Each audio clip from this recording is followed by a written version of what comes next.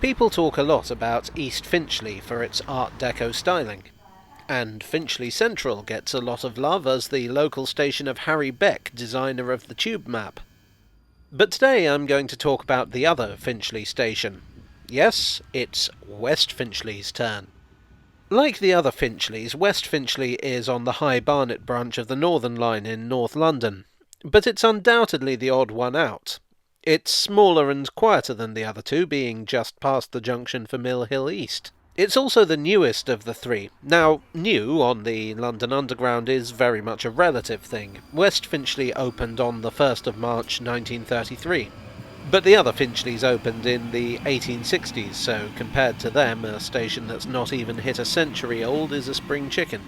In some ways, it's a bit odd that it exists at all.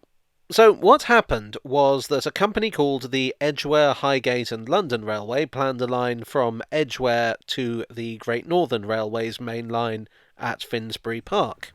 They ran out of money, so the Great Northern Railway took them over and finished the line, opening it in 1867. They also inherited a scheme to build a branch line from Finchley to High Barnet, and they opened that in 1872. No station was built at West Finchley because basically there was no West Finchley to build a station at. Finchley really was not much of a place at all at that time. When Finchley Central was opened, it was named Finchley and Hendon, and East Finchley was East End. One station was more than enough for the rural village of Finchley that existed back then. Now, the Great Northern Railway were a pretty expansionist company, but they liked to gamble. They'd build a line in the hope of attracting traffic, regardless of whether that traffic existed or not. The overall result of this policy was that they wound up impoverishing themselves. However, in the case of their line to High Barnet, this did wind up paying off, and actually rather quickly. New housing developments started springing up along the line. It was an attractive place to live, being a green and hilly area. By 1872, Finchley and Hendon had become just Finchley. By 1887, Finchley, the town, had expanded to the point where East End could legitimately be renamed East Finchley, following requests by the local residents. Local residents also campaigned for Torrington Park to be renamed North Finchley, but for some reason the Great Northern went with Woodside Park instead, in 1882. In 1894, Finchley would be declared an urban district. To oversimplify, this basically meant that it was officially considered a town. But while the expansion of Finchley brought traffic, it also brought rivals.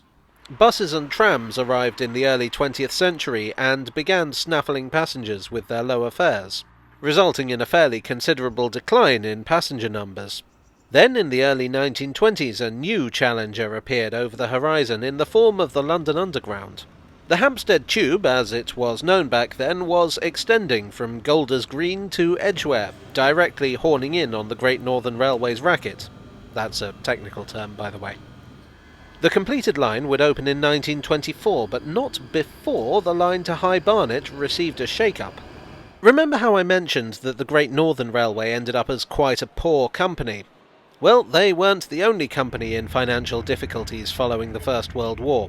So, in 1921, the Railways Act was passed. This would group the many, many railways of Great Britain together into 4 massive super companies, so the profitable lines could shore up the loss-making ones. The Great Northern Railway came under the London and North Eastern Railway, or LNER. Actually, most of the railways that the LNER took over were loss-making, and it was pretty much the North Eastern lines that kept it afloat. So really, the last thing they needed was a rival in North London. But in a weird way, it wound up doing them a favour. When the Underground opened to Edgware, it encouraged further housing development. Some of that housing development started nudging at the High Barnet branch west of Finchley. If you look at the houses around here, they're very typical 1930s suburban. And so the LNER decided that maybe they could afford to build just one more station. But nothing fancy. So they built West Finchley. This was to be a simple station, just 2 platforms with wooden waiting rooms. And at least some of it was to be recycled. You see, another of the lines the LNER had taken over was the Barnsley Coal Railway in South Yorkshire, which again was a loss-maker. In 1930 they closed the stations on that line.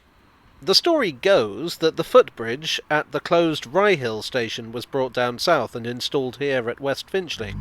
That's what it says in both the books I consulted for this script and on Wikipedia, but let's take a look at this photo of Rye Hill in 1904. That is definitely not the same footbridge. So I did a little more digging. The next station down the line was Notton and Royston. Not to be confused, of course, with Royston and Notton. Now, I couldn't find a good image of Notton and Royston, and I have no idea who owns this one. If it's you, then sorry about that. But the station looks remarkably similar to Rye Hill, and the footbridge looks even more remarkably similar to the one at West Finchley. So my theory is that the footbridge at West Finchley came from Notton and Royston, and people got it confused with Rye Hill. I've also heard it suggested that the wooden buildings at West Finchley are second-hand. But if they are, I haven't read any suggestions as to where they might have come from. Regardless, the station opened on the 1st of March 1933, and that same year there was another shake-up. The underground lines of London, as well as the buses and trams, got taken over by the London Passenger Transport Board, or London Transport. In 1935, the New Works programme was proposed, which would have seen the Underground take over, among other things, the LNER's branch lines to High Barnet, Edgware and Alexandra Palace, with the aim of converting them into tube lines and extending them to create a kind of North London network. Most of this didn't happen, although the line up to High Barnet was one of the few success stories of the programme. In 1940, tube trains began running through West Finchley. Since then, well, there hasn't been a huge amount of history to report. Despite being very much a station of the electric age with a frequent service, it feels like it belongs to an earlier era. Many of the structures wouldn't look out of place on a Victorian country station, possibly because that's exactly where they came from. Well, I hope you enjoyed this anachronistic tale from the tube. If you did, leaving a like would be rather splendid, and you may also wish to subscribe for more content along these lines, literally and figuratively. Thanks as always to my donors on Ko-fi and Patreon. You are the redundant footbridge to my footbridge-less station. And I'll see you all again very soon for another tale from the tube.